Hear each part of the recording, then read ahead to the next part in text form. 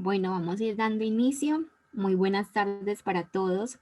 En nombre de la Facultad de Ingenierías y del programa de Ingeniería de Sonidos, le damos la más cordial bienvenida a todas las personas que nos acompañan en este espacio de actualización profesional que hace parte de los encuentros que organiza la Universidad de San Buenaventura Medellín para sus estudiantes, egresados y público en general.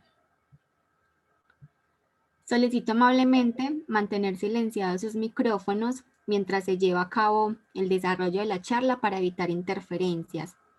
Asimismo, les recuerdo a las personas que deseen realizar preguntas al facilitador que pueden escribirlas en el chat o activar la función de levantar la mano para cederles la palabra.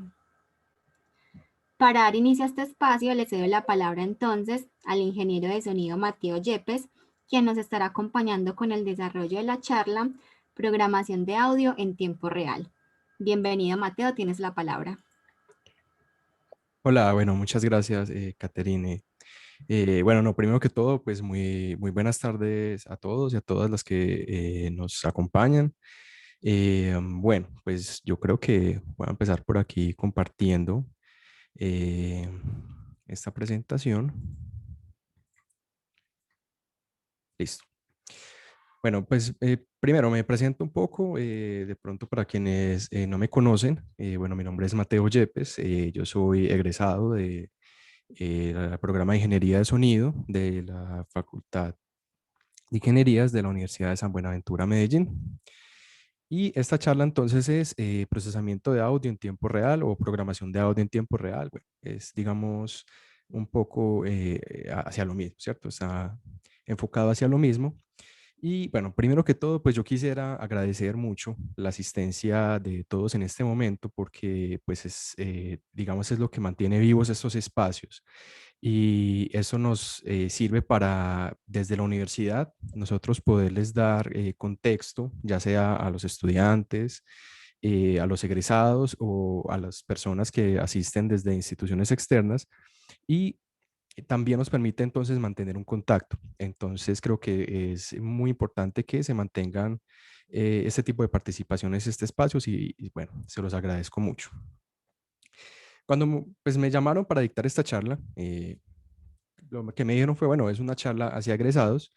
Entonces, digamos que mi planteamiento está muy desde ese sentido, pero pues sin embargo no voy a descuidar, digamos, otros aspectos un poco más teóricos, un poco más técnicos para dar una visión general sobre pues, de qué trata este tema del procesamiento en tiempo real y qué consideraciones hay que tener.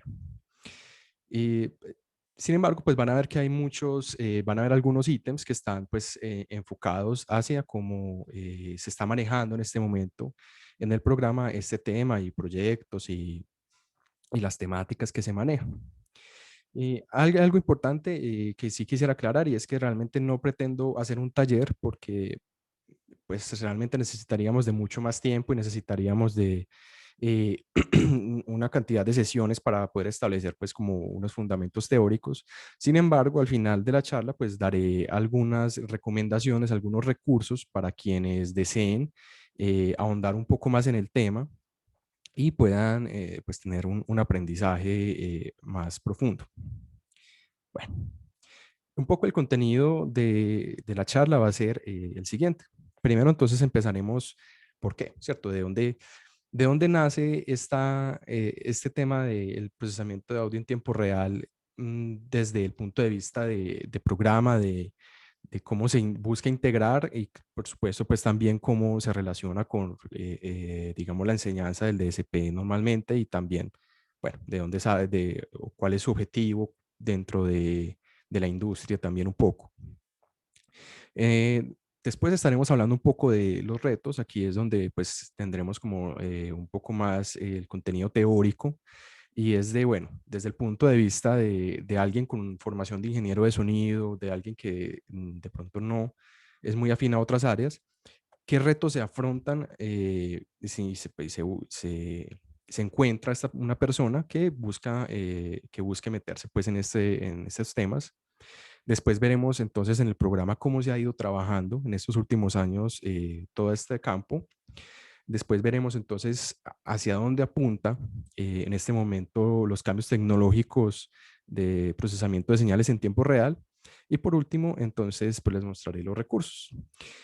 Cuando estemos en la parte 3, lo más probable es que intentemos por lo menos hacer una prueba, una demostración de algún procesador, por lo que les recomiendo entonces tener audífonos a la mano, si les es posible.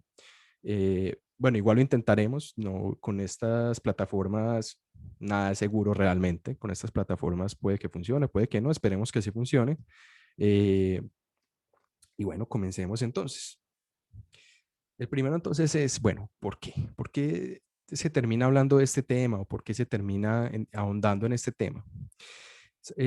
Tenemos que el procesamiento de señales es un campo del conocimiento que abarca muchas ingenierías, está presente, digamos, en el fundamento de muchos procesos y en muchos ámbitos.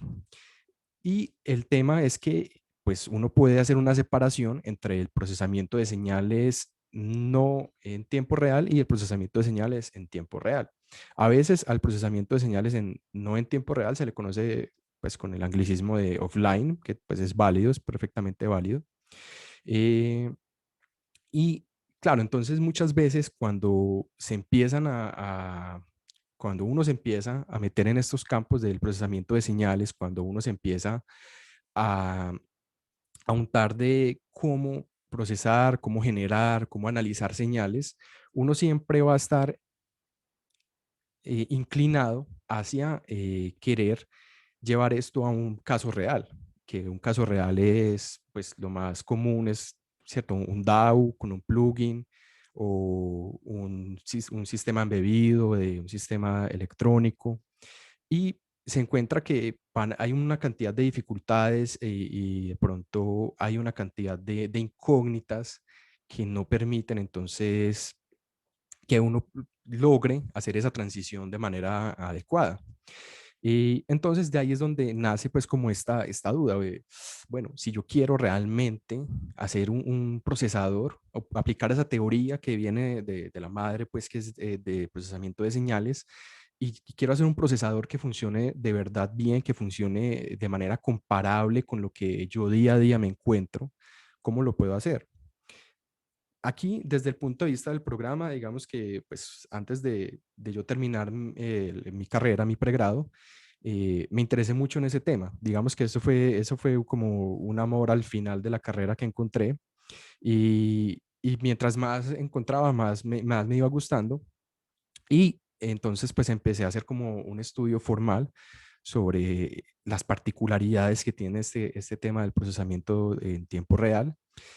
Bueno, no sin aclarar que, claro, en la universidad se habían hecho proyectos, estaba trabajando pues en algunos campos, pero no se había hecho de una manera tan formal y digamos como con una rigurosidad enfocada específicamente en esto. Entonces, a la final, lo que se encuentra es que cuando uno hace este tipo de procesamientos, uno quiere llegar a algo muy específico, con dos características. Que sea un software consistente en términos de eficiencia, que sea consistente en términos de que pues, sea versátil, o sea, que me permita a mí hacer lo que necesito hacer, que me permita hacerlo bien y que adicional a eso me permita pues no llevarlo directamente a un nivel de distribución, pero sí me permite por lo menos a tener un prototipo comercial. Pues, bueno, ya después se analizan opciones de si están las capacidades de llevar ese software a un nivel de distribución y de otras cosas. Pero entonces, pues claro, uno empieza a encontrar retos por algunos temas que no son comunes dentro de la formación pues del ingeniero de sonido. Vamos a revisar un poco esos retos. Lo primero es, bueno, la plataforma. ¿Qué plataforma o qué framework o qué lenguaje de programación busca uno si uno quiere pues, a empezar a hacer este tipo de desarrollos? La verdad es que hay una buena cantidad de opciones, pero vamos a ver que esas opciones no todas cumplen con lo que se busca. Por ejemplo, tenemos pues unas de las más conocidas, creería yo, que es, por ejemplo, MATLAB, Python, que manda pues con sus extensiones, con sus toolbox, en específico con el Audio Toolbox, permite hacer hasta cierto punto un procesamiento en tiempo real, no sin sus limitaciones. Igual con Python. Python, bueno, Python tiene PyAudio y tiene cualquier otra cantidad de librerías, eh, pero también entonces la manera en la que se ejecutan las instrucciones estos lenguajes de programación hace que, pues digamos, la eficiencia no sea la mejor. Por lo tanto, entonces empiezan a haber problemas de latencia, se empiezan a haber problemas de artefactos sonoros, cosas por el estilo. Y a pesar de ser lenguajes muy completos, a pesar de ser lenguajes con una cantidad de funciones y de librerías y de cosas pues que sirven, funcionan muy bien, quizás no sean la mejor opción. Ahora, pues vale hacer la aclaración. Si alguien escoge pues hacer sus desarrollos en estos lenguajes, es perfectamente válido. No estoy diciendo que no lo sea. Igual sucede, por ejemplo, con Pure Data o con MaxMSP, que también están ahí. Son lenguajes de programación gráficos supremamente potentes, supremamente útiles, porque permiten, digamos, para personas que no están muy acostumbradas a ciertos paradigmas de programación, entonces adaptarse fácilmente y es una ventaja muy grande y incluso para personas que no están en el ámbito ingenieril, todo ese tipo de capacidades, pero pasa lo mismo, llega un punto en el que el mismo lenguaje, la misma plataforma empieza a limitar. Y entonces eso nos deja pues con otras opciones. Tenemos por ejemplo Cabbage, que Cabbage es un superset, o sea, es algo que es un agregado que tiene otra plataforma que se llama C-Sound, que pues como su nombre lo indica, es unas librerías hechas en C para trabajar con sonido. Está, por ejemplo, Aspic, que es un framework también desarrollado por un autor que se llama Will Pirkle. Este autor pues tiene una ventaja y es que tiene un libro, entonces hay una muy buena documentación sobre cómo utilizar esta plataforma. Y pues tenemos Juice, que generalmente quizás algunas personas ya hayan escuchado de Juice. Es un framework increíblemente potente. Es un framework que cumple con estándares de programación a nivel internacional y es quizás el framework más utilizado por desarrolladores indie, pues de compañías de pronto más pequeñas o medianas de audio en este momento. Incluso, bueno, algunas grandes empresas también han empezado a adoptar algunas de sus módulos y sus cosas. Entonces, pues digamos que a modo de recomendación y en mi ejercicio del día a día, yo lo que más utilizo es Juice realmente. Pero bueno, estas plataformas están disponibles. Ahora, como les decía, no son las únicas que existen. Pueden haber más, pueden que se me escapen algunas, pero es eso.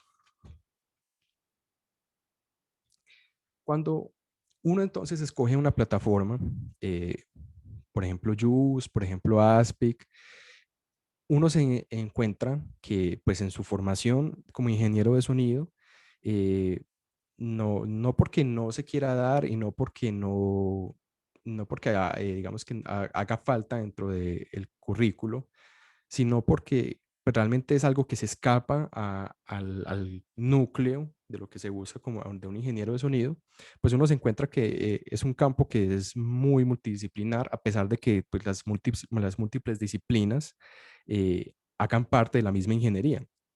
Entonces, lo primero que uno se encuentra es que hay una cantidad de conceptos que son propios de ciencias de la computación, pues realmente no los conoce y se vuelven un poco un inconveniente a la hora de empezar pues a programar. Conceptos tales como pues tipos de datos, la manera en la que se contienen esos tipos de datos, cómo se transforman, la cantidad de memoria que utilizan,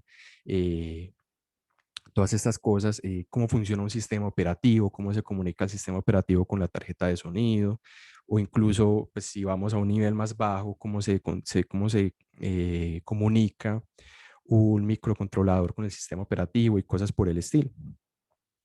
También, bueno, procesos concurrentes que incluso pues profundizaremos un poco en esto y también temas de administración de memoria, de cómo un computador o un programa de instrucciones de cómo almacenar la memoria, cómo distribuir la memoria, también el tema de, bueno, pues de manejar los bits, de manejar la cantidad de bytes, de todos estos elementos que, como les decía, como les digo, realmente no hacen parte de la formación tradicional y que es algo que hay que buscar como un plus, ¿cierto? Es que hay que buscar como esa diversificación de juntarse un poco de ciencias de la computación.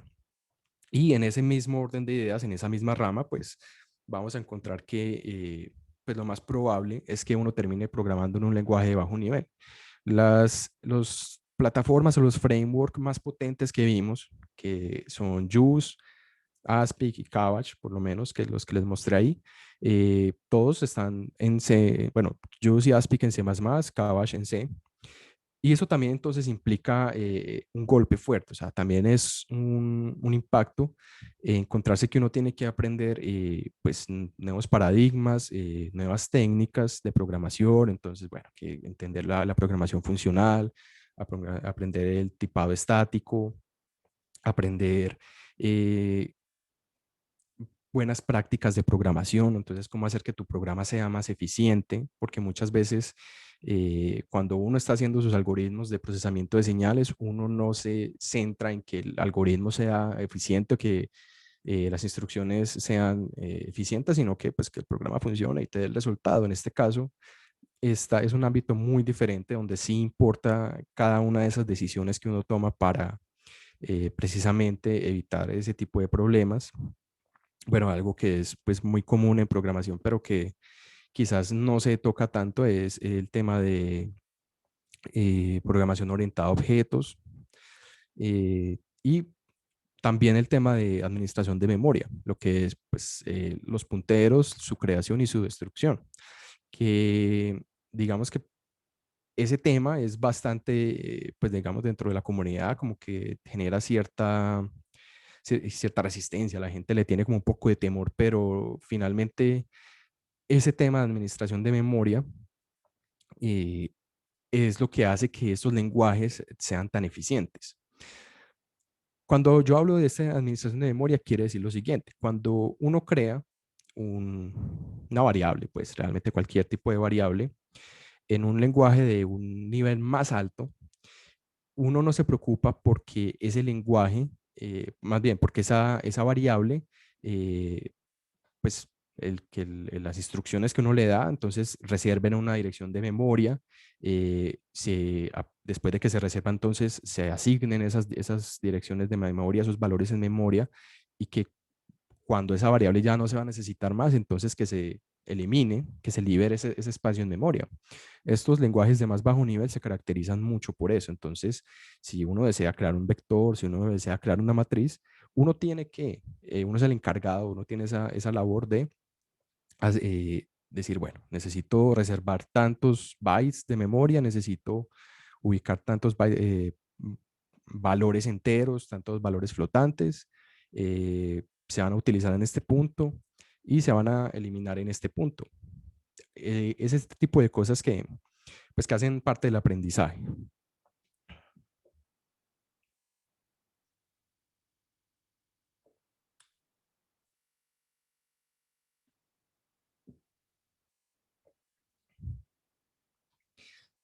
Ahora, otro reto grande que hay es ya por el lado del procesamiento de señales, y es, creo que el primer error que uno comete cuando uno hace ese cambio, y es pensar que los algoritmos que se plantean en el procesamiento no tiempo real o en el procesamiento offline son exactamente los mismos que se van a aplicar en el procesamiento en tiempo real.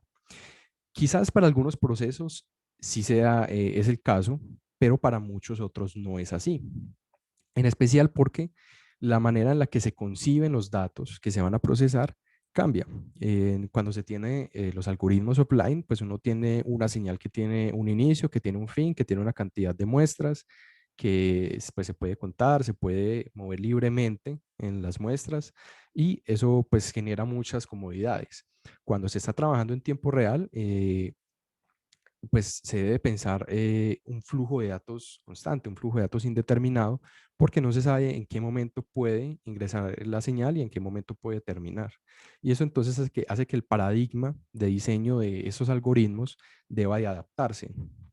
Eh, pues ya dependerá en específico del algoritmo que se quiera adaptar. Ahí ya se vuelve pues como mucho más específico, pues ya para yo poder decir cómo serían esos cambios. Uy, con respecto a estos retos, pues realmente la mejor solución o la mejor sugerencia que puedo dar yo es, pues bueno, es estudiar, es estar, tener claro que es un cambio de la manera o la modalidad en la que se trabaja y que se deben de tener en cuenta muchas otras variables que pues a medida que se va trabajando, pues también todo empieza como a cobrar un poco más de sentido.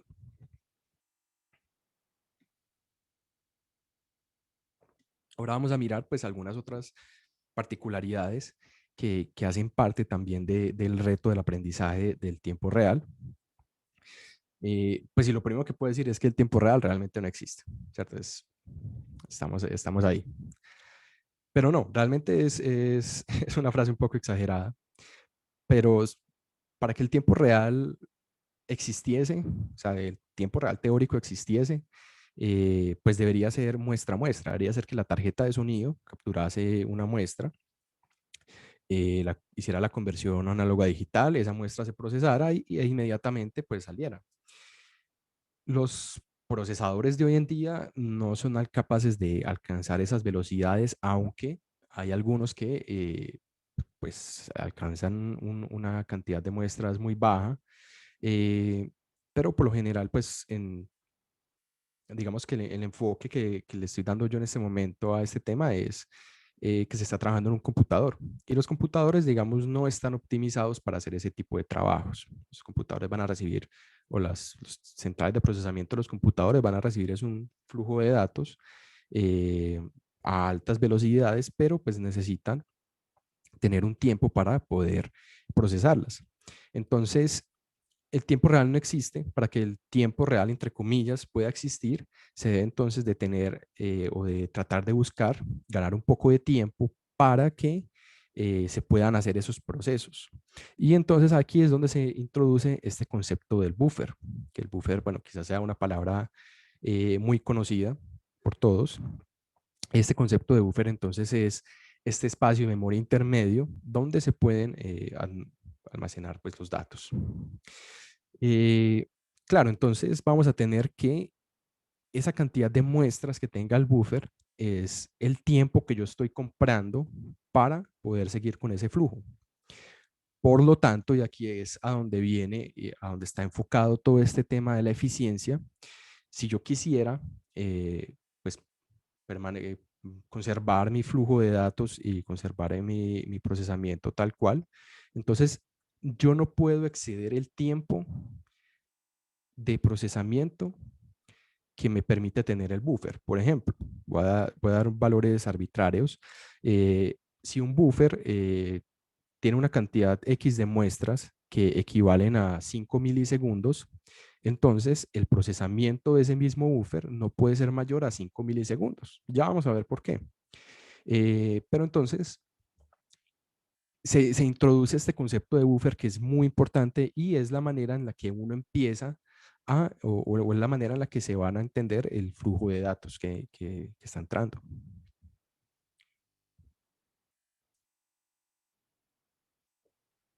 Como les decía hace un momento, entonces, pues una de las grandes características que se tienen es que la señal de audio va a ser un constante, o sea, va a ser un flujo constante. No se sabe cuándo puede empezar, no se sabe cuánto va a durar y no se sabe cuándo va a terminar. Lo único que se tiene certeza es que la señal va a entrar en un buffer, o sea, va a entrar en bloques de datos, no va a entrar completa. Y eso entonces es lo que va a hacer ese gran diferencial sobre estos procesos que les decía hace un momento. Por ejemplo, procesos como la convolución, donde es tan importante yo poder tener las dos señales completas. En este caso, la manera en la que se va a pensar es muy diferente, es supremamente diferente a la convolución en tiempo real. Procesos, por ejemplo, como el delay, donde pues si yo tengo una señal de tiempo fijo, yo puedo calcular un retraso fijo. En este caso no lo puedo hacer de esa manera. En este caso, pues tengo que pensar unos retrasos que se pueden ir, pues, entre comillas, reciclando. Igual la reverberación. También por ejemplo, los procesos de frecuencia, cuando se tiene pues, la transformada de Fourier y se tiene pues que esta transformada de Fourier tiene una longitud pues definida, cosas por el estilo. Entonces ahí es donde se deben de replantear esos algoritmos. Y la característica principal, la que prima sobre todo es la eficiencia. ¿Sabes? La eficiencia, y vamos a ver que no solo la eficiencia en términos del algoritmo, que bueno, pues que por supuesto también aplica, pero la eficiencia también se va a ver reflejada eh, en algunas otras situaciones muy específicas. Buenas, Unas- sí, buenas. Sí, yo quisiera hacer una pregunta, qué pena molestarlo. Vale, vale. O sea, yo estoy trabajando como en una canción.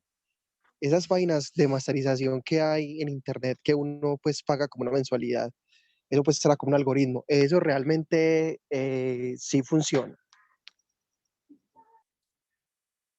Bueno, se sale un poco la pregunta del tema, pero pues igual te lo voy a responder un poco.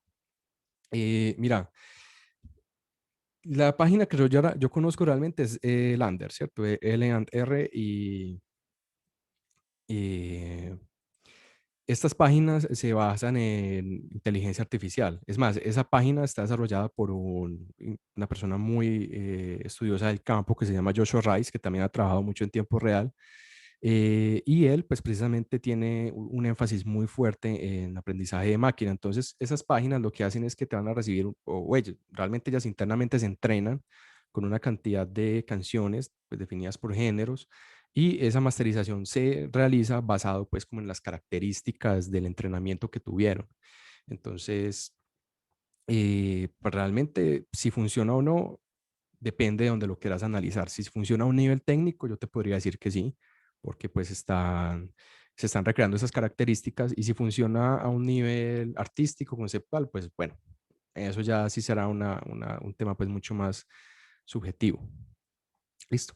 Bueno, una aclaración a todos los asistentes, las preguntas entonces pues las dejaremos para el final, para poder pues, seguir aquí un poco como con el flujo acá.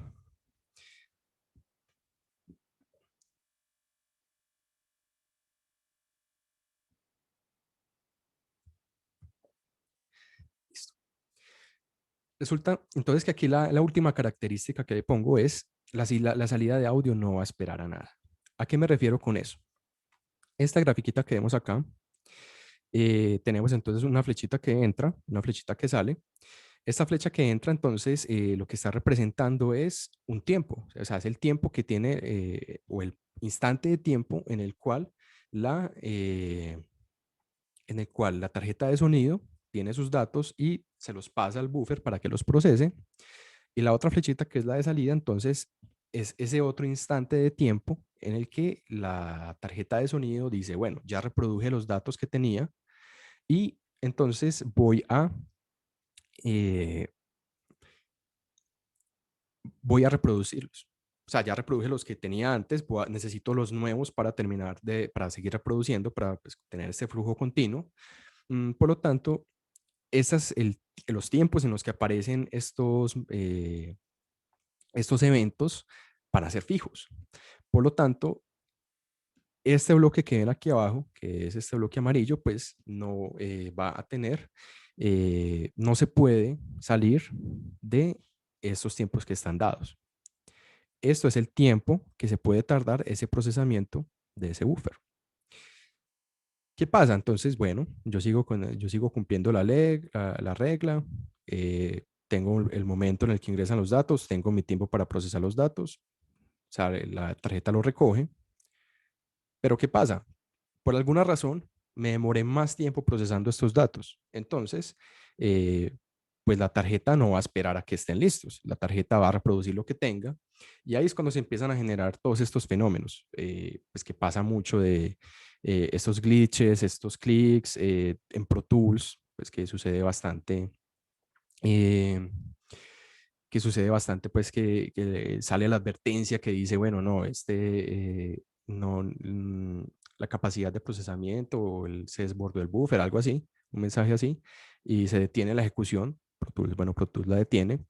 Entonces ahí es cuando sucede el desbordamiento. Por eso es que es tan importante tener en cuenta, pues, como eh, todas estas características. Ahora, hay algo también muy importante. Uno puede pensar, bueno, pero pues también depende del computador, y la respuesta es sí. O sea, si es un computador más potente, si tenemos un procesador más rápido, pues digamos no se sufrirá tanto de esto, pero uno desde el punto de vista del diseño del programa, desde la programación como tal, debe de buscar siempre que pues sea un, un programa que lo que está diseñando sea muy flexible, que sea lo más eficiente posible, porque pues finalmente si uno se va a esto a niveles comerciales, pues tiene mucha ventaja por ese lado. Muchas veces que uno prefiere ese tipo de software que corre en cualquier computador, y hay como ese tipo de preferencias. Entonces uno puede pensar, vale, listo, yo hago mi tarea, yo hago que el algoritmo que diseñe funciona supremamente bien, está supremamente bien implementado, pero hay otra cantidad de cuestiones. Por ejemplo, entonces yo tengo un programa, un procesador, supongamos, bueno, no sé, un sintetizador. El sintetizador entonces tiene su interfaz gráfica, tiene su parte de procesamiento de audio y tiene pues también tiene un proceso que es escuchar a los periféricos. Cuando digo escuchar es pues estar, entre comillas, pendiente de si el controlador MIDI que se encuentra conectado lanzó una tecla. Entonces, pues si uno lo piensa, uno tiene, listo, interfaz gráfica, audio y periféricos. Si yo, o sea, si al procesador le entra un buffer y en ese momento entonces también dice, no, hay que graficar la forma de onda y la persona hundió 5 teclas, eso es tiempo que se puede acumular dentro de ese buffer, dentro de ese tiempo de procesamiento de buffer, y entonces ahí desbordaríamos lo que se puede tener. Por lo tanto, pues esto ya es una solución que se tiene hace mucho tiempo, y es el tema del paralelismo o de la concurrencia, o en inglés de lo que se llama el threading, que pues es algo que también hace parte de ciencias de la computación, de la manera en cómo funcionan los computadores de hoy en día. Y como su nombre lo indica, entonces es poner procesos en paralelo. Es poner, por ejemplo, el audio en un proceso independiente, eh, es poner la interfaz gráfica en otro proceso, es poner entonces a los periféricos en otro proceso.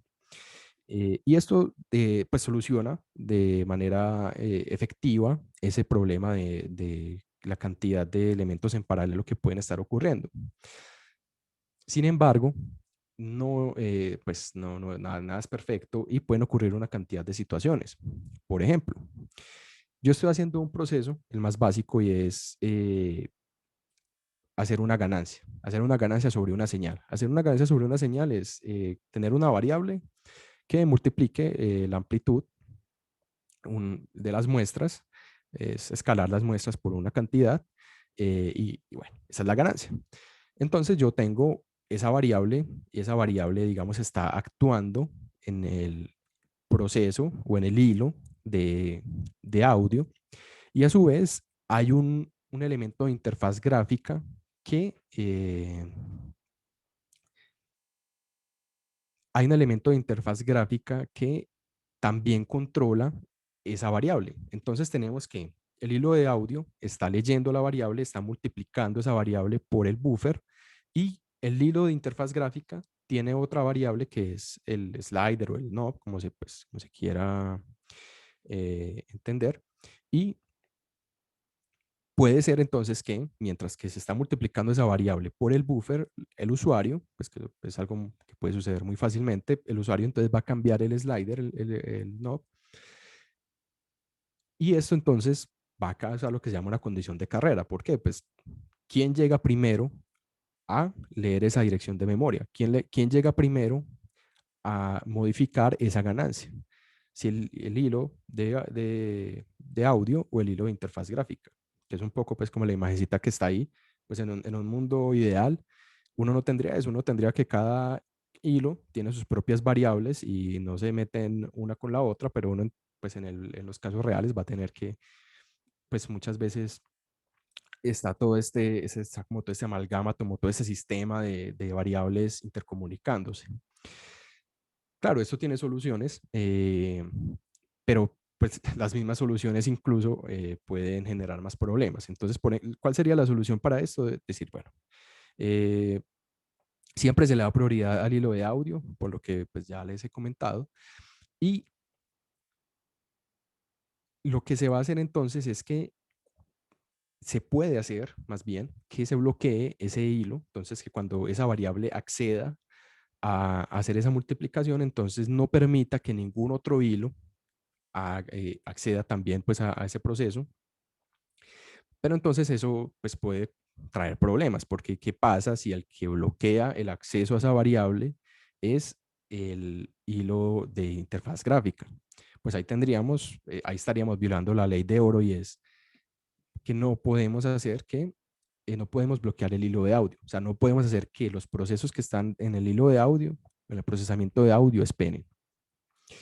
Y no solo entonces el tema de, no solo entonces el tema de las condiciones de carrera o de los bloqueos, sino que también tenemos que, por ejemplo, operaciones que no se sabe cuánto pueden llegar a durar. Por ejemplo, hacer una búsqueda dentro del, eh, no necesariamente dentro del buffer, pero sí dentro del mismo procesamiento de audio.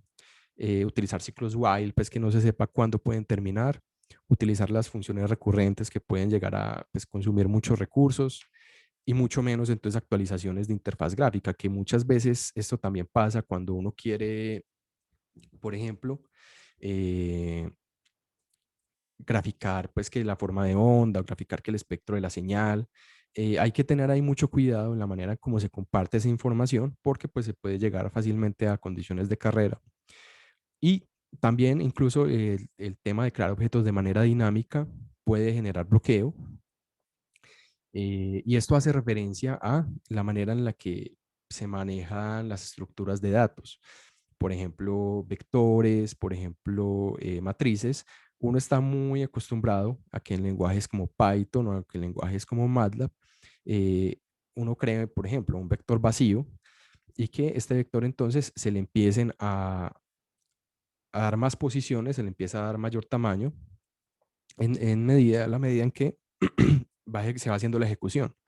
Esto es un proceso que, pues, que requiere de mucha capacidad computacional, así no lo parezca, y es algo que se debe evitar. Entonces, eh, digamos que, en resumen, es como, esos son los retos generales a los que uno se enfrenta cuando está pues programando audio en tiempo real, ¿cierto? Que son como estas cosas, como les decía hace un momento, pues puede que parezcan, pues primero muy abstractas, y puede que parezcan también muy complejas, pero a medida que uno, que uno empieza a entrar en el tema, van teniendo sentido realmente, cuando empieza pues como a ver cómo funcionan todas estas estructuras.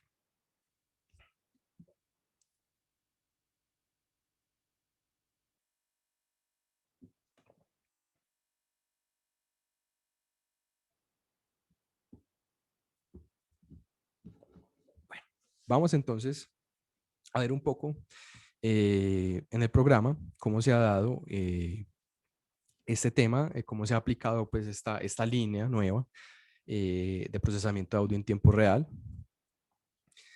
Y lo primero entonces es, no somos el semillero de plugins, el semillero de plugins.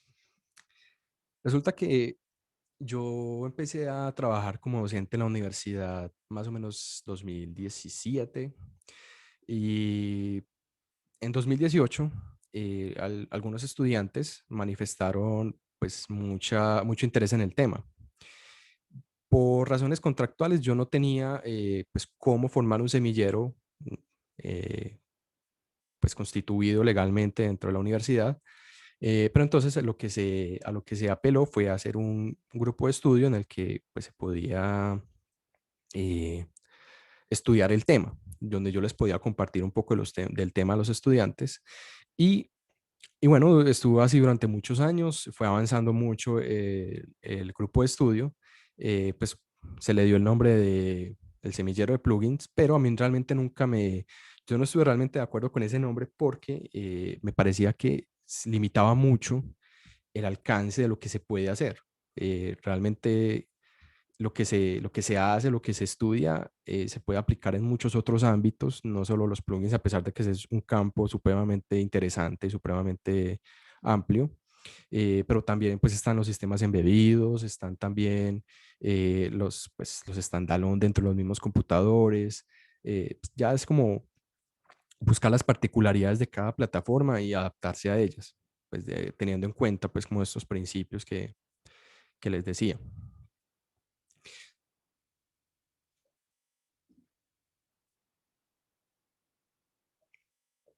Desde 2020 entonces pues está constituido oficialmente como un semillero. Eh, en este momento pues hay un par de proyectos que ya se los voy a mostrar que están andando y están muy interesantes. Y desde el segundo semestre del año pasado, entonces, se habilita nuevamente una lectiva que es de SP2, Procesamiento Digital de Señales 2, donde yo sí dejo muy claro que realmente no es una profundización sobre lo que se vende de SP1, sino que realmente es un, una aplicación ya muy específica de esos mismos conceptos. Como les decía en un principio, es esos conceptos teóricos que permean pues a tantas áreas, llevarlas pues ya a un contexto muy específico. Entonces, en este momento, pues digamos que son estos dos proyectos. Tenemos uno que es el REPCO y otro que es la aplicación de entrenamiento auditivo técnico. El REPCO entonces es pues nace también a partir de una materia de mediciones y lo que va a hacer entonces es una medición de tiempo de reverberación de manera automática. Sí, claro, hay software que ya lo hace, pero entonces lo que estamos buscando aquí es a través de filtros adaptativos la capacidad de ecualizar el ruido que se va o la señal de prueba que se va a utilizar para calcular ese tiempo de reverberación eh, de manera que se logre un resultado de por bandas pues con la misma energía en cada banda. Y bueno, pues eso está en desarrollo, entonces pues no les puedo tampoco como compartir más de ahí. Y también tenemos entonces una aplicación móvil de entrenamiento auditivo técnico que pues la universidad en algunos años, pues yo participé en el desarrollo de un sitio web de entrenamiento auditivo técnico que pues tuvo resultados muy interesantes. Y pues uno de los grandes comentarios que se hacía o una de las grandes necesidades que se identificó es que pues se quería tener dentro en el celular una forma fácil de acceder pues a esta aplicación de entrenamiento auditivo técnico que pues, realmente está diseñada muy a la medida para lo que se necesita pues en el programa principalmente. Bueno, por aquí entonces tenemos un proyecto de grado desarrollado por un estudiante que se llama Ricardo Castañez.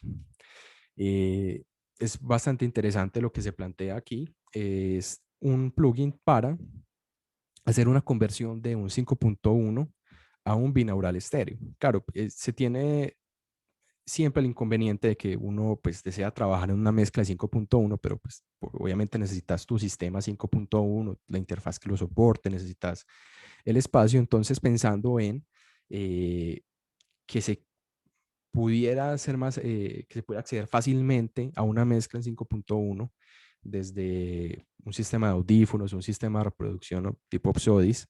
Entonces se piensa esto, lo que se hace entonces es que con una cabeza binaural se graban las respuestas al impulso en un cuarto de un sistema 5.1, pues en este caso vemos el estudio de la universidad, y a través de convoluciones en tiempo real, lo que se hace entonces es que se convoluciona la señal por cada una de las respuestas al impulso y bueno, y ahí sale. Entonces, si ustedes lo piensan, es una cantidad de convoluciones muy grande porque tenemos por cada elemento del sistema una convolución binaural, una convolución por L y R.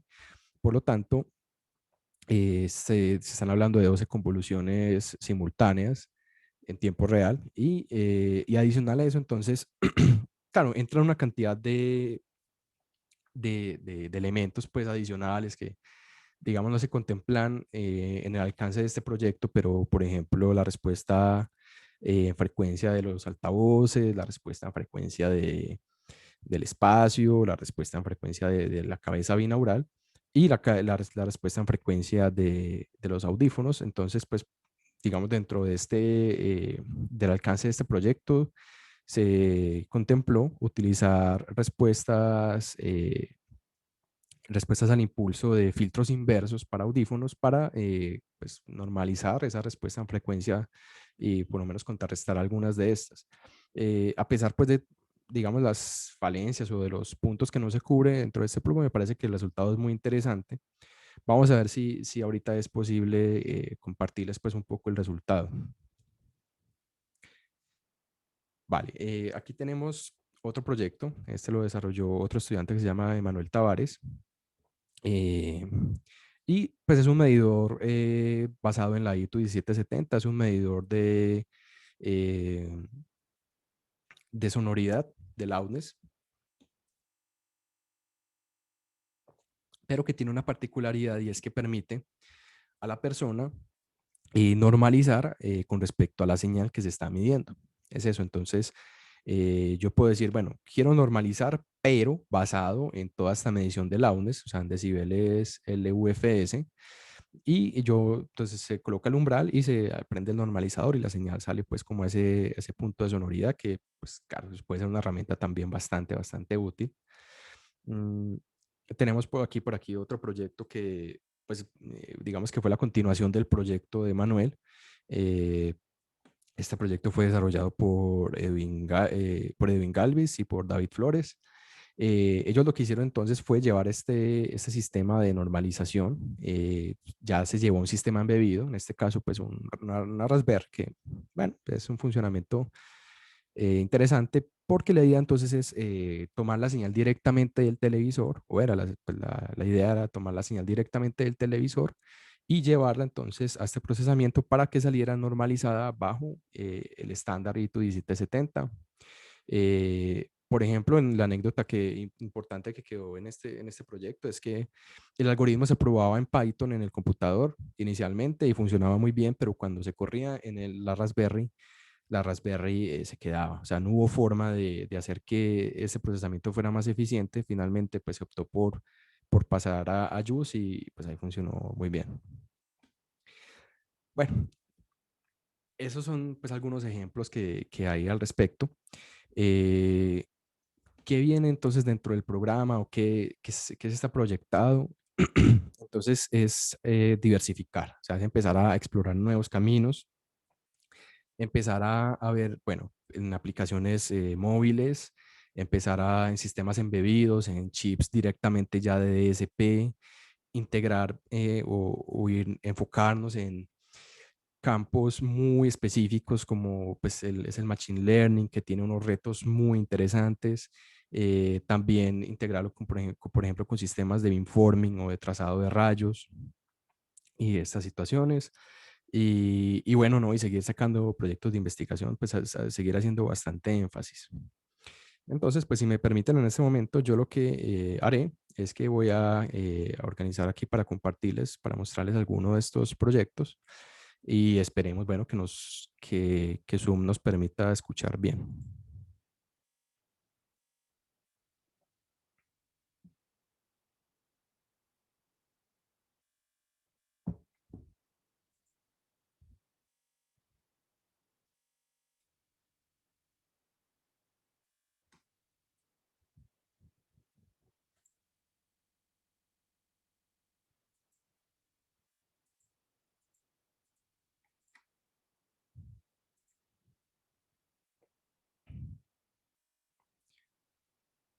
Bueno, a ver, avanzado. En estéreo. Vamos a intentar compartir en estéreo.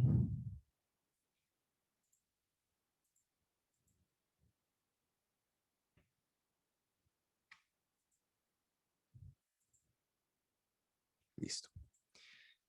Bueno, entonces, ¿qué tenemos aquí? Pues bueno, eso es realmente un track en 5.1. Ahí ven ustedes las 6 señales. tenemos pues una de esas pruebas que hacen, así que son como súper descrestadoras, y tenemos otra que es precisamente para la calibración. Si todo sale bien y si el ancho de banda nos lo permite, ustedes escucharán una aproximación muy interesante de un 5.1 en sus audífonos pues en estéreo. Entonces aquí está, ¿cierto? Pues cargo el plugin. Debe estar por acá. Ahí está.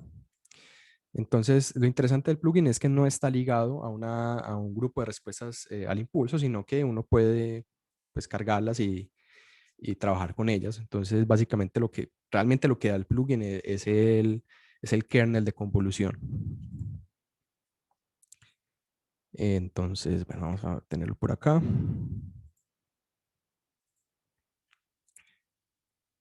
Este está por acá.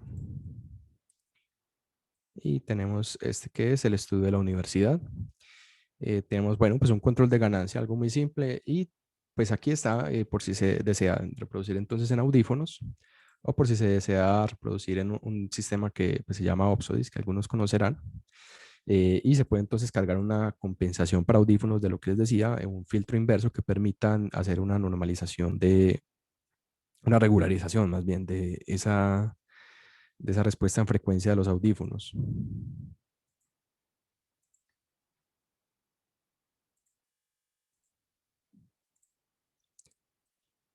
Por supuesto, entonces habría que tener el modelo de los audífonos, pues en este caso simplemente es para que pues, se entienda un poco el ejemplo. Eh, Eso, lo voy a apagar. Bueno, aquí iría.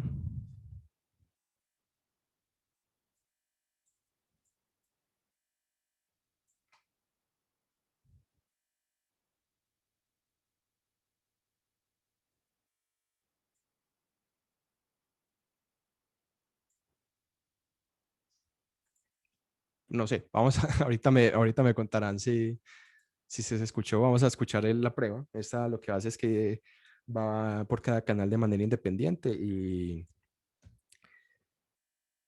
va haciendo pues como un testeo.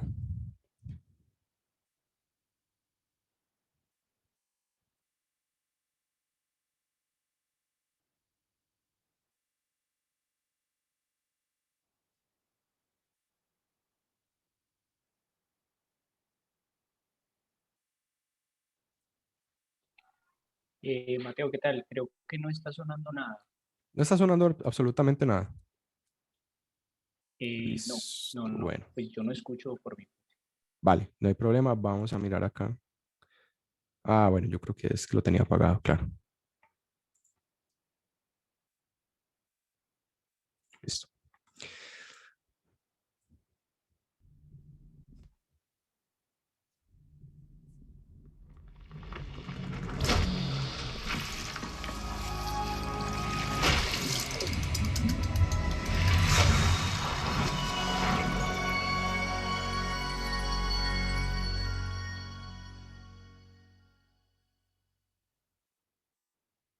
Front left, front center, front right, right surround, left surround.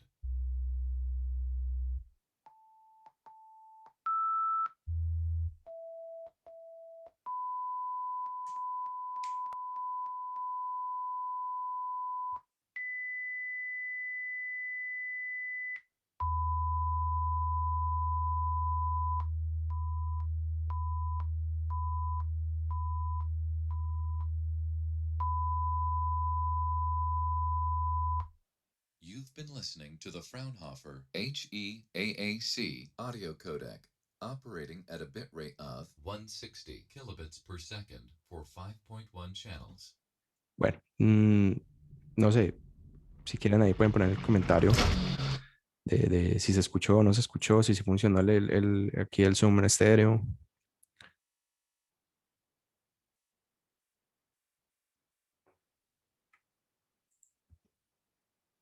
¿Funciona? Ah, bueno. Listo, gracias. Entonces, bueno, Claro, uno puede pensar, yo les vuelvo a compartir la presentación, uno puede pensar pues un montón de elementos pues, específicos sobre el plugin, ¿cierto? Sobre eh, de que X o Y se puede mejorar o que se tiene que tener en consideración estos otros elementos. Pero lo interesante aquí es que como les decía, que se logra pues tener como este kernel de convolución que realmente pues es muy pesado. Estamos haciendo, como les decía, 12 a 14 convoluciones simultáneas a una cantidad pues relativamente baja de procesamiento. De pronto lo que se veía ahí era un poco alto porque esta, digamos, no es la versión final, pero la versión final nos marcaba como un 8% de procesador, pues que era bastante eficiente.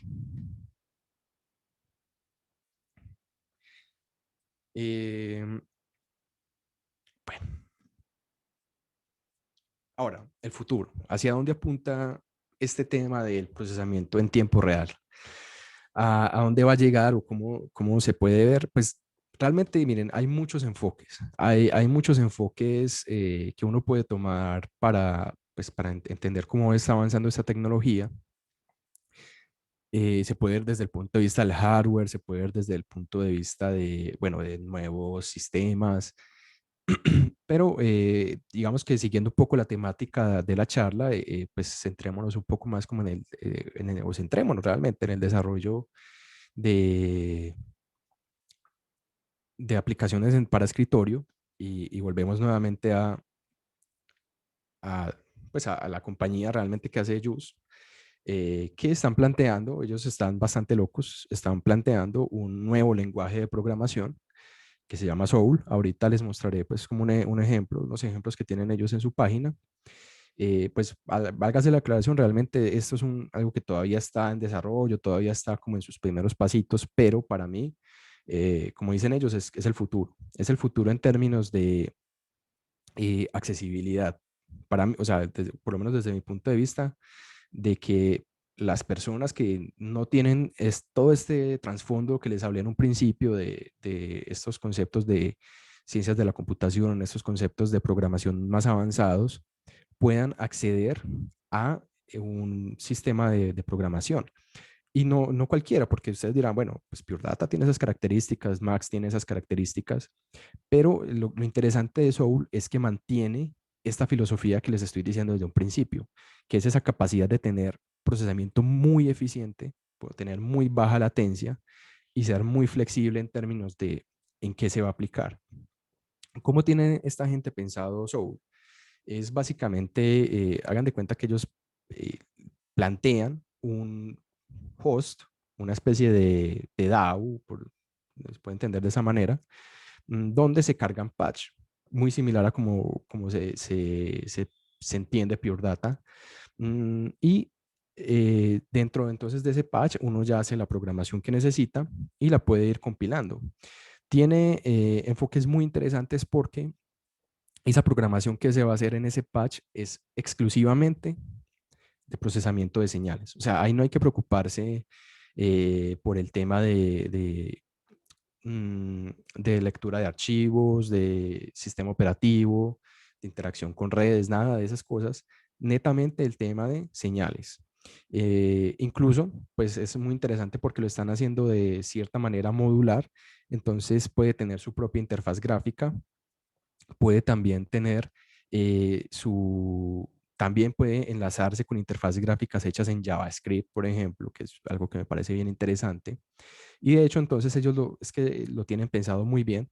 Eh, entonces, por ejemplo, piensan hacer conexiones con DAOs. Esa gente también desarrolla un DAO que se llama Traction, que cambió de nombre, ahora se llama Waveform. Entonces en Waveform se puede cargar un patch de Soul. Ellos ponen el ejemplo. Entonces usted puede tener un sintetizador hecho en Soul. Ese sintetizador hecho en Soul lo puede cargar en... Ese sintetizador hecho en Soul lo puede cargar directamente en Waveform, que es el DAO. Y usted puede entonces tener su secuencia MIDI, puede tener sus notas MIDI y a medida que van reproduciendo estas notas MIDI, usted puede ir modificando la programación del sintetizador para ajustar pues, el sonido al que quiere llegar. Ese es un ejemplo. También decían, bueno, mire, nosotros hemos acoplado, hemos ajustado este, ese sistema para que se pueda ejecutar en una plataforma que se llama Vela. Vela es muy parecido a un Raspberry Pi, solo que es para audio y es de muy baja latencia. Ellos dicen, hemos podido correr patch de Soul en Vela a unos 16 muestras de latencia. Entonces, pues estamos hablando de que ahí sí están, eso sí es muy cercano al tiempo real teórico. Y bueno, uno puede llegar al pensamiento de, listo, o sea, esta gente entonces, los mismos creadores de Juice están desarrollando un lenguaje nuevo que va a desbancar a lo que están haciendo ellos mismos, pero bueno, pues por aquí tengo una explicación del mismo creador de Juice sobre pues la manera en la que ellos ven este tema del soul. Entonces él dice, bueno, pues realmente C++ lleva muchos años presente, C++ no se va a ir a ninguna parte y que pues Juice se va a mantener relevante mientras que la gente esté escribiendo pues código de audio en C++, entonces pues realmente él no se preocupa por eso y él deja muy claro que, o sea, el enfoque que tiene Soul es muy diferente al que tiene Juice a pesar de que compartan muchas cosas, entre ellas que Soul utilice eh, capacidades de Juice y y eso, como les decía hace un momento, entonces el Soul solo se encargaría de hacer el DSP, haciéndolo pues de una manera bastante eficiente. Eh, pero, como les decía también, pues no se encarga de esas otras tareas como la lectura de archivos, hacer la interfaz gráfica, cargar propiedades. Bueno.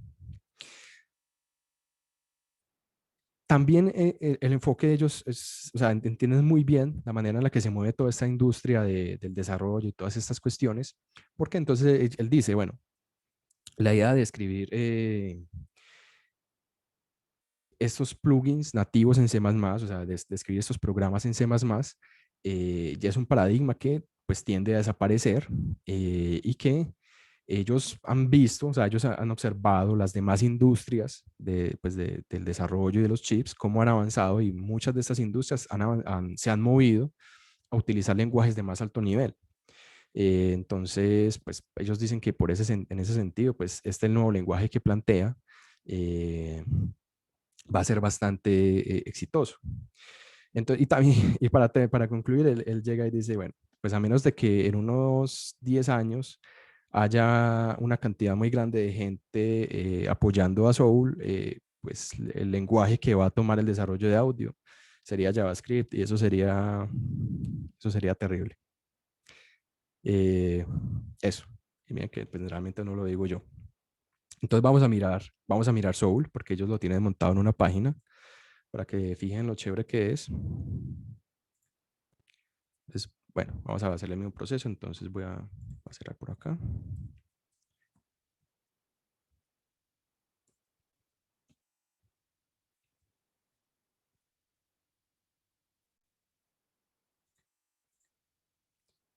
Volver a compartir.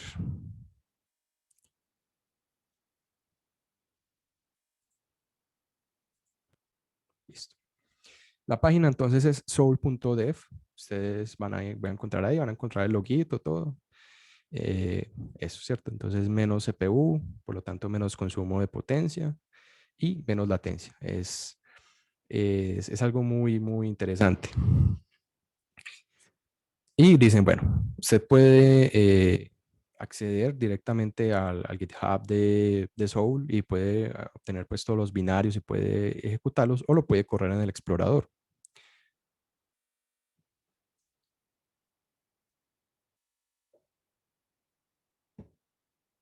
Y tienen algunos ejemplos ya montados. Si ustedes se fijan, pues es muy bacano porque tiene todas las herramientas que cuando uno va a desarrollar un procesador se necesitan. En este caso, tiene para cargar muestras de audio o si se desea entonces utilizar el micrófono o si se desea utilizar un tono puro, que es pues esto que está por acá. Se tiene aquí al otro lado, no sé, es que esta cosita me está tapando. Eso. Tenemos aquí al otro lado un analizador de espectro y un osciloscopio. Y tenemos, bueno, por aquí, este es el ejemplo que ellos abren, es un ringtone. Pues miren, lo voy a compilar. Ahí está, es el ejemplo más básico, pero tienen una cantidad de ejemplos muy interesantes. Tienen, por ejemplo, aquí un piano. Eh, pues realmente para un sintetizador, créanme que eso son pocas líneas. Un sintetizador es algo que requiere pues de bastante programación y ellos ya tienen todo un entorno pensado para hacer ese tipo de desarrollos. Entonces, lo mismo, lo voy a compilar aquí. Y ellos tienen incluso el tecladito MIDI acá. Le puedo cambiar el velocity.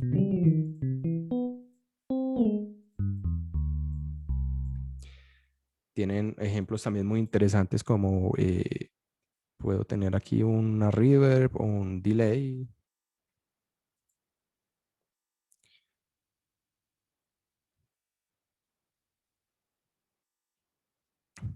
Un delay, fíjense, un delay, pues realmente es muy poco código para lo que implica un delay. Yo me voy a mutear acá y les voy a compartir bueno, él está compartiendo el audio de la pantalla. Eh,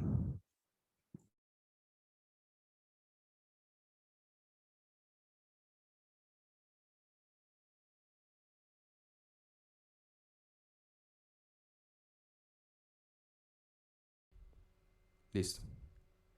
A ver, démosle un poco más de tiempo. Un poco más de feedback para que se repita. Eso, ahí está el delay.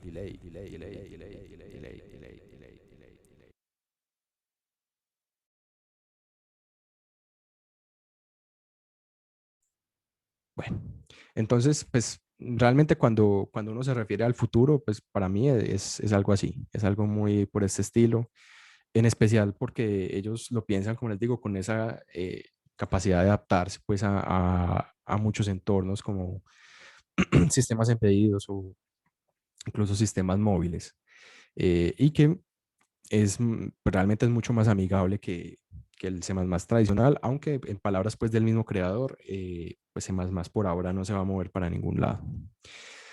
Listo, y por último entonces, recursos. Si ustedes están interesados en aprender este tema, si quieren profundizar más en el asunto, entonces, ¿dónde pueden buscar información? ¿Dónde pueden aprender? ¿Dónde van a encontrar tutoriales? Pues primero que todo, entonces, pues yo soy muy fanático de ellos, yo eso sí no lo niego. En la página de JUICE, www.juice.com, ustedes pueden descargar JUICE, que son unas librerías hechas en C++, dependiendo pues, de la plataforma en la que se encuentren, pues si están en Windows, si están en Mac, eh, si están en Linux, pues tendrán que descargar los compiladores de C++. Y dentro de la misma página de JUICE hay una cantidad muy buena de tutoriales. ¿Qué pasa con los tutoriales que están en la página de JUICE? Están realmente muy bien hechos, pero de pronto no son tan accesibles para eh, personas que no tengan mucho trasfondo de C++ o estas cosas.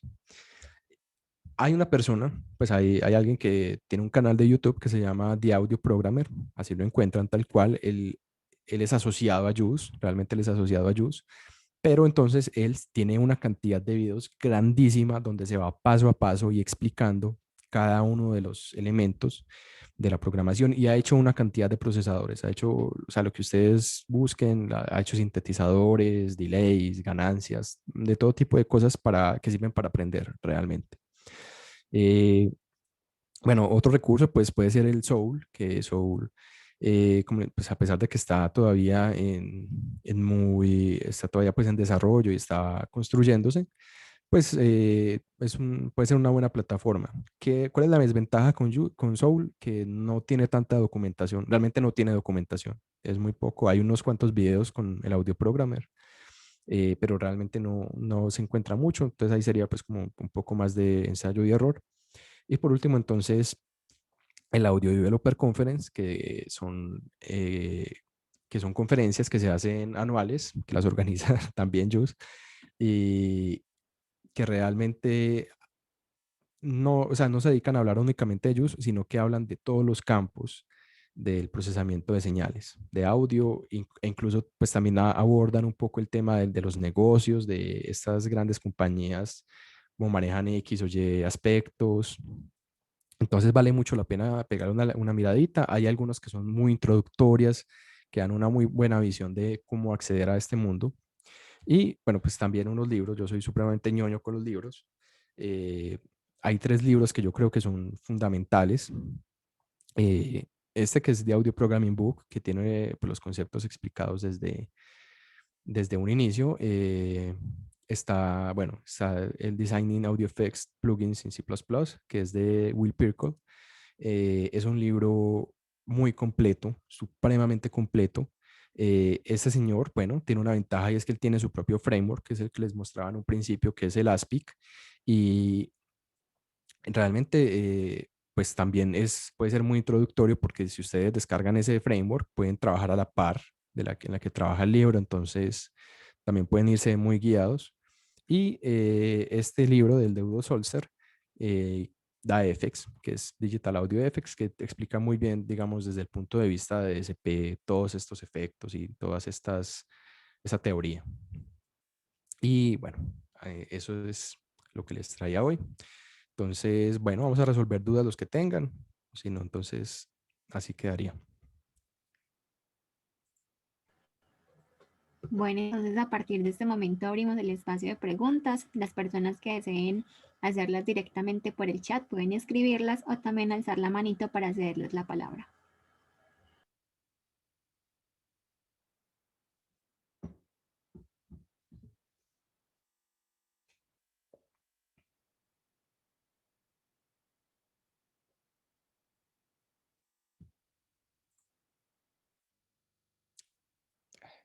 Ay, Hola Sebastián, claro que sí. Dinos la pregunta.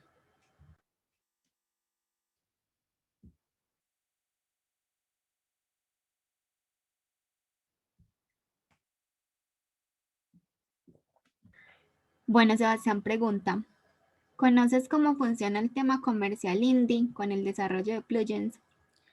vale, pues conozco la manera en la que Juice lo trabaja y es bastante amigable, la verdad.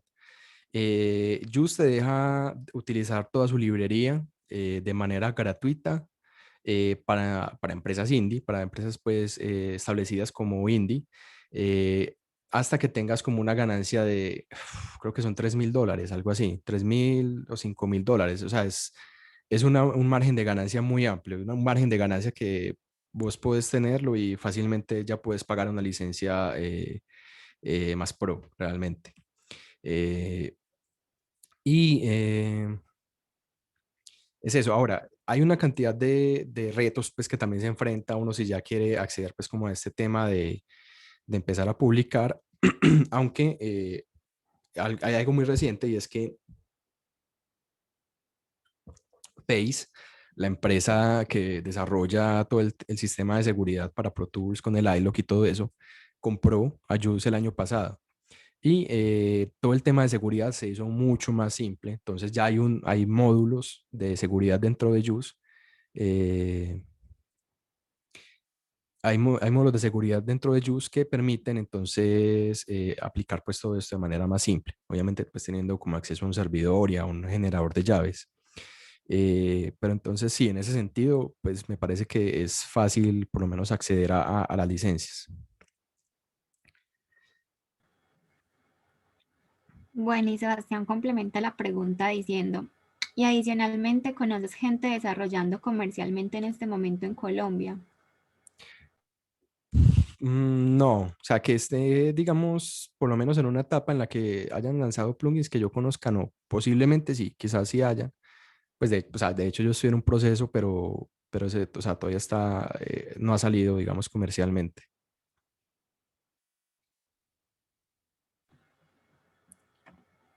Bueno, algunos más de los participantes desean realizar otra pregunta. Bueno, aquí pregunta Manuel. ¿Qué datos se cargan en el campo del recinto en el plugin 5.1? Vale, esos datos son respuestas al impulso estéreo. Mira, ese plugin o más bien, esos datos que se cargan es una cabeza binaural que se pone en el punto de escucha del estudio y en cada uno de los altavoces entonces se reproduce pues un barrido de frecuencia, un sine sweep, y se graba con la cabeza binaural, luego pues se hace todo el proceso de convolución y quedan entonces un par de respuestas al impulso. Eh, y esas par de respuestas al impulso entonces se convolucionan con cada uno de los canales del 5.1. Esa es la información que se carga ahí. Bueno, nos pregunta David, ¿en qué proyectos está trabajando la universidad en este tema? Pues principalmente los que están en el semillero de procesamiento en tiempo real, que fueron los dos que les mostré, el de medición de reverberación automática y el entrenamiento auditivo móvil. Son esos dos.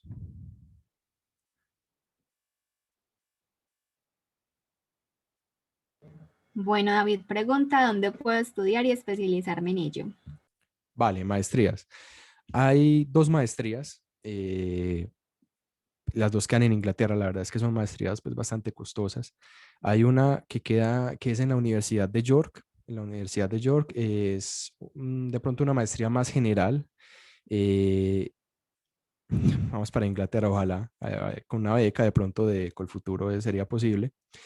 Pero entonces en la Universidad de York hay una maestría muy interesante, muy enfocada a industria.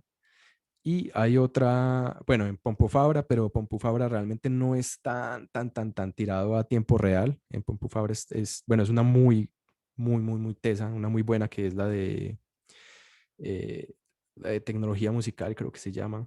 Pues y lo que pasa es que ellos están muy especializados en Machine Learning. Y también hay una maestría muy interesante hay una maestría muy interesante en una universidad que se llama Queen's Mary University of London, que también pues es bastante costosa, la verdad, pero esa sí o sea, digamos que es como un montón de campos especializados en tiempo real, pues, y en desarrollo de todo esto.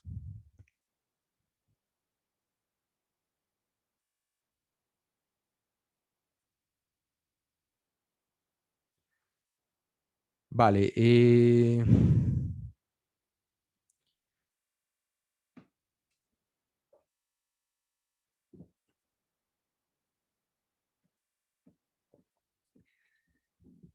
La posibilidad de los egresados para estar en el semillero, uy, realmente no te sabría decir. O sea, si por mí fuera, pues realmente yo no tengo ningún inconveniente pues, en tener egresados en el semillero. Habría que preguntar con la dirección a ver cómo se manejan ese tipo de vinculaciones, pues sí, de participación.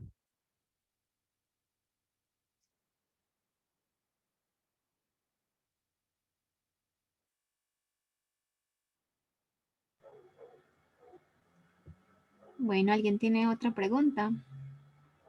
Bueno, pregunta David que si egresados de otras universidades también podrían. Eh, no, la verdad no sabría, pero a ver, yo les puse mi correo ahí. Uy, no les puse el correo. Ah, estaba al principio.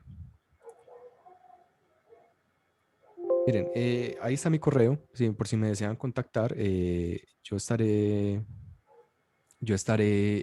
pues respondiendo las dudas que tengan con respecto a lo al semillero. Bueno, y las personas que también estén interesadas en los proyectos de la universidad, lo que están realizando en este momento, yo les puedo pasar el contacto del director del programa para que les oriente mucho mejor con este tema. Tenemos a Cristian Pino, nos pregunta cómo es el flujo para programar un audio plugin con C++, es decir, ¿es necesario hacerlo en un programa específico? ¿Puedo hacer un simple C o C++ en Shell? Vale, los plugins tienen unas extensiones realmente, pues son los famosos BST, bueno, BST3, los Audio Units, los AAX, y esas extensiones lo que hacen es que establecen el protocolo de comunicación entre esa programación de audio y el host, que en este caso eh, pues es el DAW. Entonces, o sea, si uno manualmente quisiera hacer la programación, entonces tendría que descargarse los SDK y tendría que hacer pues manualmente toda la comunicación con los SDK, que una de las grandes ventajas que pues, que trae utilizar estas plataformas es precisamente que ellos ya hacen toda la comunicación y te dan una plantilla en la que puedes trabajar y puedes eh, pues directamente hacer el DSP en el código. Eh, Ahora, por ejemplo, pero si vas a desarrollar para escritorio, entonces podrías utilizar C++, claro, teniendo en cuenta que hay unas librerías específicas para la lectura y para la reproducción de audio, que pues que lo mismo, o sea, ahí toca ponerse a hacer todo manual y, digamos, utilizar tiempo o usar tiempo eh, para cosas pues que ya están hechas. Entonces ahí digamos que ahí se puede aprovechar de mejor manera esas herramientas que ya se tienen.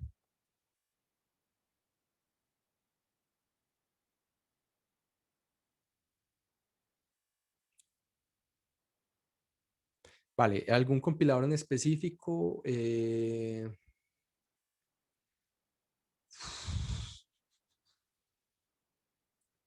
tema de los compiladores lo maneja por lo general es el mismo IDE. O sea, Visual Studio te trae los compiladores de Windows, que la verdad en ese momento no recuerdo los nombres. El único compilador pues, que uno tiene que descargar manualmente sería en Linux, que es GCC. Pero pues de resto, o sea, porque digamos en este caso, pues, específico con JUICE, JUICE administra toda la creación del proyecto en el IDE. Entonces, pues digamos que uno no, por lo general no se preocupa por eso.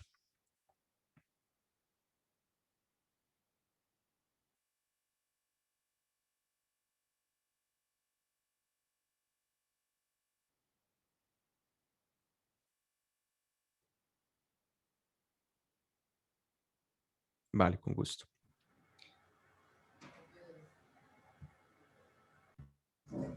Claro que sí, Cristian, adelante. Hola, muchas gracias. ¿Sí me escuchan bien? Sí. Oh, qué bien. Ok, yo pues me gradué hace muchos años ya de ingeniería de sonido en Bogotá y yo vivo en Australia. Yo soy programador C++, trabajo con acústica y he estado siguiendo un poco, no como a manera de hobby, porque yo no soy programador de audio, pero me interesa saber cómo está, si tiene conocimiento de el soporte de estas librerías en C++ en el navegador. Ya sabemos que existe tecnologías como WebAssembly que nos permite compilar código de C++ al navegador web, pero me pregunto yo cómo o si hay algo hecho respecto a esto. Yo vi que mostrabas en el caso de Soul, vi como un botoncito de compilación. Esa compilación, ¿dónde sucede? ¿En el navegador, en un servidor? ¿Eso es código C++ corriendo en el navegador? Cómo es básicamente la integración con los navegadores web? Es la pregunta. Ah, ok, vale.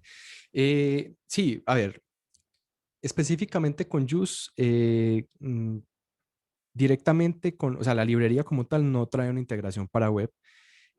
Soul, en este caso, pues sí lo hace. Soul lo que hace es una compilación JIT, pues Just in Time. En este caso, pues lo hace a través de el fundamento de Soul está hecho en C++. Entonces, pues bueno, creo que esa era la pregunta.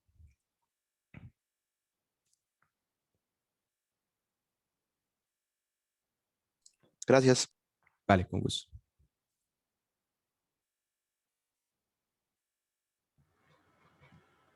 Listo, entonces damos por finalizado el espacio de preguntas. Agradecemos al ingeniero Mateo por compartirnos su valioso conocimiento y también agradecemos a las personas que nos acompañaron en estos espacios.